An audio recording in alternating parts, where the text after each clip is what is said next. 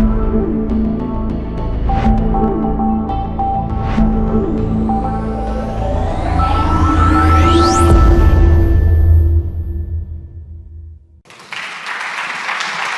you very much. Thank you. Hi, welcome everybody. Let me introduce myself, please. I'm Yolanda Perez. I'm the director of B Startup.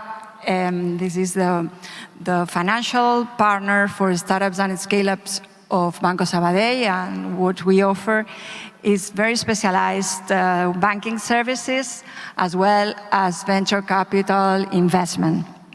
We are part of the Spanish ecosystem, proud part of this ecosystem, and of course we support Valencia startups since its beginning, because and also VDS since the very beginning. And well, that's why we are here today, and that's why we have invited Pablo Nueno, the CEO of Olistic, to explain us his history and how have they done in order to be one of the fastest growing scale-ups of Europe. Please welcome Pablo, CEO and co-founder of Olistic. Thank you very much for joining us here in Valencia today. Thank you very much, Yolanda. Thank you very much, the VDS and Banco Sabadell. And congratulations for the news of last week. Yes. Okay, Thank you. And that, as you know, you were our first bank. The first bank account that we had was Banco Sabadell, so we are very happy of the news. Okay. Thank you. But let's thank you. We are very happy. Let's say that that yes, we are in a good moment nowadays. But let's talk about Olistic. That's why we are here. And well, we have only 20 minutes, so let's kick off. Just telling us what is Olistic, the story, some milestones that you have achieved so far, some figures that you can share. Perfect. Okay, Olistic is a hair wellness nutraceutical brand. It started like 6 years ago when I met the other co-founder, Pedro Luis González, who had the idea of create nutraceuticals or food supplements for hair loss and other specialties. And when I met him 6 years ago through another entrepreneur, that it's my cousin, Pablo Nueno of Teladoc, when I met him, he explained me, hey, he was working in Almirai, that it's a pharma focused in dermatology, and he had been working in the 3 previous years in the formulations, with clinical studies, bucket science, multifactorial approach, different things. So when I met him, he explained me the vision that he had at that point, and we say, okay, let's start with this project, and then start COVID, okay?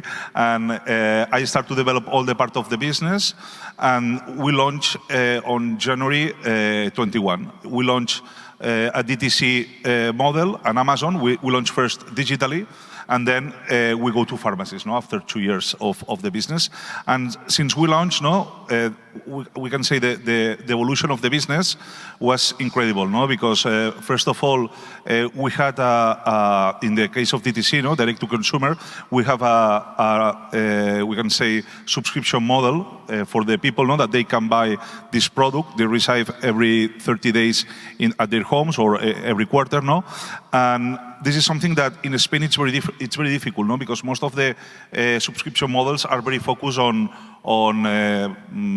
software as a service, HBO, Netflix, But to be subscribed to a physical product, it's very interesting for your model, because finally you have the clients, each month, and each month they repeat, So for us, it was one of the challenges that we had when we launched, And since we launched, we see that the repetition of the people and the rate of the subscription was very high, So we start we say, okay, these figures are very good, If we can scale this, this is going to be a very good business. And we found the way to scale it, no? That was through influencer marketing and through other digital channels, no? Because finally, it's something that you drink, no? For your hair, for your health, and it's something that the prescription works very well, no? So influencer marketing, KOLs, dermatologists, prescribing this in a digital way was the way that we scale it, no? At the first year, we finished with very good figures, no? The second year, we closed a Series A with Iris Ventures and other investors. And we finished, well, last year, no, our fourth year, with more than 40 million euros of sales,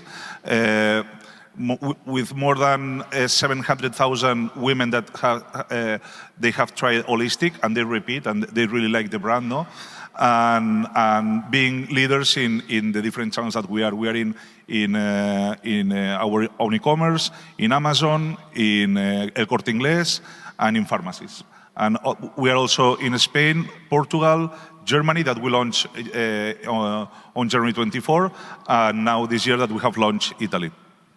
Isn't it amazing? In 4 or 5 years, this is really incredible. So let's delve a little deeper on how did you reach all these figures and all these achievements.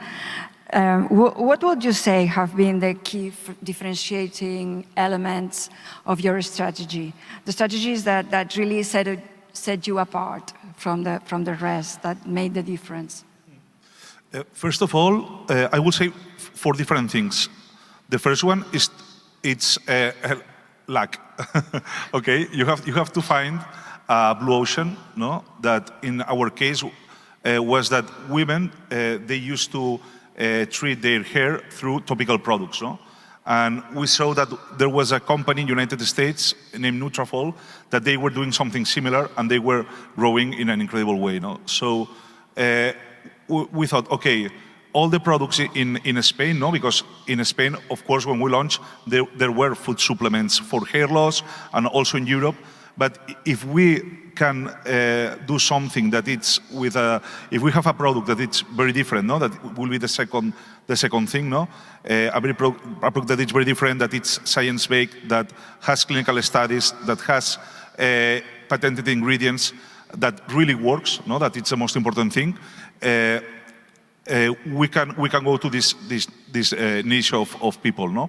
So we had this product, we create a branding, no, that was different in the market, no, because most of the products that were at that point when we launched, they came from pharma industry and they were a little bit, and I don't want to offend anyone, no, but a little bit more boring, no, and designed for men, most of them, no, 15, 20 years ago, something like this. So we said, okay, if we can do a brand, no, focus on women that talks with the community, it's something that can work, no? So a different product, no, very science-based and that really works. A new branding, no, or a different branding. A different go-to-market, no, because most of these products were sold in pharmacies or in Amazon, and we start to create this DTC model that they arrives every month, no, in subscription. And when we had the e-commerce, we went to the pharmacist and we opened more than 3,000 pharmacies. That this is very unique because previous to COVID, it was very difficult that a pharmacy in Spain takes a product that had a powerful e-commerce. And in our case, 60% of our sales are from e-commerce, close to 10% Amazon, and 30% B2B, we can say pharmacies and El Corte Inglés. So this is the third thing, no, the go-to-market strategy. And the fourth thing, I will say, a good finance strategy also, no? That it's very important when you start something, no? In our case, it's something that you need to produce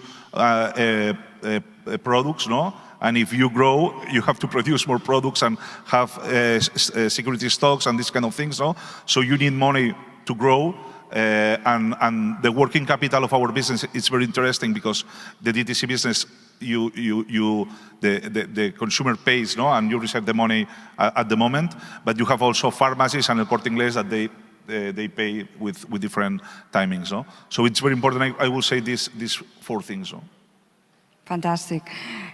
Well, as you have said, clearly beyond the quality of your product and the science that is behind it, one of the key points has been this multi-channel approach to the market. Can you explain a little more about how you have built and managed that multi-channel strategy? Yes. When I started like 3 years ago, I said digital first with omni-channel vision. This is impossible, okay? Because being omni-channel, if you don't have your own stores, it's impossible. And finally, what we have is a multi-channel strategy. No? First of all, when we designed the strategy, it was like it's now in Spain. No? That it's okay. We start digitally. We create the brand, the awareness of the brand, and the we can say that the consumers want the product, no, and go to the pharmacies and go to the dermatologist asking about Olistic, no. So we create first the part of digital, no, with this subscription model with Amazon and with the influencer marketing. Then we start to go to dermatologists and to the pharmacies, and this is very synergistic because pharmacies and dermatologists gives the product trustability, and the digital part gives sell out to the pharmacies, no? Gives people going to the pharmacy asking about the product, no? And why we have opened, or how we can open 3,000 pharmacies in just 2 years with a very little team, no? And it's because there were many women going to the pharmacy asking about Olistic. Do you have Olistic? So many pharmacies start to call us, and many dermatologists start to call us saying, hey, I want to work with you. So it's the opposite, no, of what brands used to do, no? That it's go pharmacy by pharmacy asking if they want the product, no? And I think also the moment that we launched, no, that was during COVID, but during and after COVID, it was a very good moment for this, no? Because COVID changed many things in the mind of pharmacists and dermatologists, no? So this was important. For sure. Another issue, your funding journey. Can you explain us how Olistic has approached financing? I think it's a very interesting strategy also, because you have been very focused on profitability since the very beginning, and you have very well combined the banking finance and the venture capital. Yeah, exactly. This is super important, no? And we are the startup number 13 in Shifted list, no? That it's a list of the highest growing startups in Europe, no? And when you look the list, no, most of the top 20, they have raised too much money, no, comparing with us. But the thing is that when we started, no, the other co-founder, he had a venture builder with some top investors in Spain, no?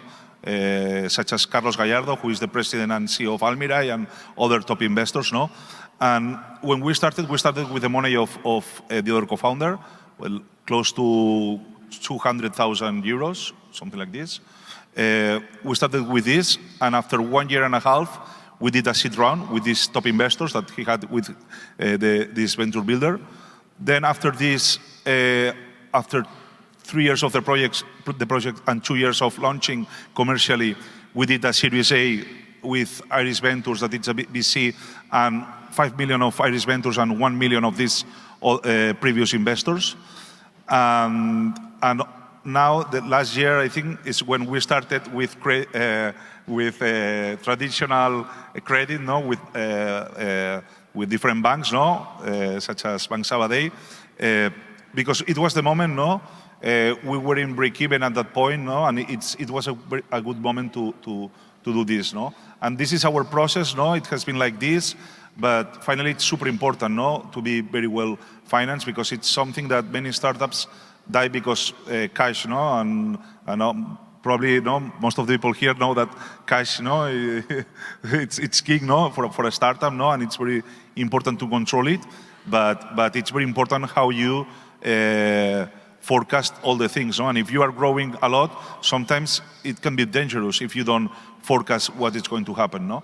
And in our case, our business it's seasonal, and now from end of August till December, it's the moment of the year when we do more sales, because it's when hair loss season starts, no? So it's important to have stocks, to not to do sold out nor break, because we just have four SKUs, no? So it's important to all these things, no?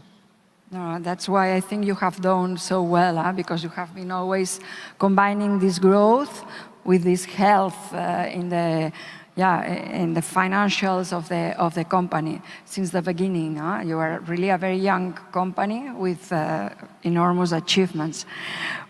But now, looking ahead, which are the plans of Olistic? Yeah, I would say, okay, now in Spain, no, we are leaders in the last 2 years. I think it's when we became leaders in all the channels, no. So for us, it's to continue, no, growing, being leader. No, that it's always difficult because now many brands are entering in the market. These pharma companies, they are relaunching products. They are entering many wellness new brands, no. Many copying Olistic, no, this vial or this liquid dose, no, others with other formats, but continue growing in Spain, no, in Portugal. We launched also in Germany last year, no, and Italy this year, and for us it's continue growing in those markets, no, and achieve also break even in the case of Germany, that it's a very complicated market, but a very interesting market, no, that it's huge, and the feedback of the clients it's better than in Spain, so it's a very interesting market for us, and also we will launch new product lines in the next year, no. So it's, I will say these things, no? You have said, as I have well understood, 45 million revenues last year. How many women, you said, are your clients, or? Yes, we have like more than 100,000 active clients per month, and since the beginning, more than 700,000 clients. So it's amazing, it's incredible. So one of the keys, no, when you ask me what has happened, no, to do this, no, you have to have this part of lucky, no, that you launch the product to the target, and the target really wants this product, no? And at one point, after the second year, there were many women talking with other women. The word of mouth was incredible, no? It was our main driver of growth, no? So it was incredible, and women that they used, if they took vitamins, they took at their home, no, because it was something like a taboo, no, to take vitamins for the hair. And then, if you see many clubs or many in offices, and there are Olistics in the offices, no, in the clubs. In my office, for instance, there's people of my team who have the Olistic box. Yeah. On the box, yeah, and on the table, sorry. Yeah, many women are proud of taking Olistic, no, and they have it in their bag, and when they take it, they leave it in the table, no. So for us, it's super proud, no, this, and yeah. Of course. What would you say to some entrepreneurs who are just starting now? What would you like? What would you have liked to know when you started? Any advice? No, the part of finance, it's very important. The part of that, you will have to work very, very hard, very, very hard. So it's like this. You are very alone in this path, but it's an incredible path. What I really like, I used to do consulting, no, and what I really like about the entrepreneur, there are many things that are stupid, no, that I'm not going to enter, but what I really like about entrepreneurship is that entrepreneurs, no, that the people that are in this business help other people, and I really believe in this, no, to help people and be helped, no, and it's a path, no, that you are very alone at the beginning, and you have to talk with many people, no, ask many doors about, hey, how you did this, or how can I do this, or what do you think about this, no? And it's important to not to be shy of doing this, no? Because finally, all of us, no, need help, no? In all steps of your life, no? But now, if I see, no, me 5 years ago, no, I didn't know anything, you know? And in 5 years, you do a PhD in this, no? So I think it's the most interesting thing, no? Very wise advice. Thank you very much. Pablo, we have run out of time. Thank you very much for your attention. And thank you to Pablo for sharing with us all these knowledges and experiences. And let's give them a big round of applause. Thank you.